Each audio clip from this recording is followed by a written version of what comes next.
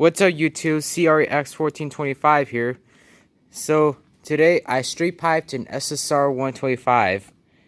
So to take the exhaust clamp off, to take this muffler out, there's like a hose clamp here, and you take off that special exhaust clamp holder. You take the hose clamp off, and it comes right out. To test it, you could just have to kickstart it. And this is a kickstart. You like that?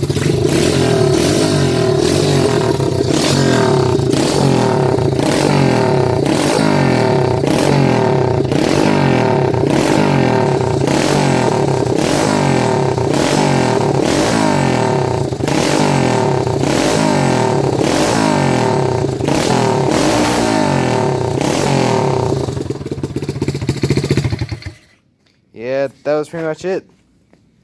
That's how you straight pipe an SSR 125 2017 model. Alright. Thanks for watching. Please like, comment, and subscribe. Until next time, peace.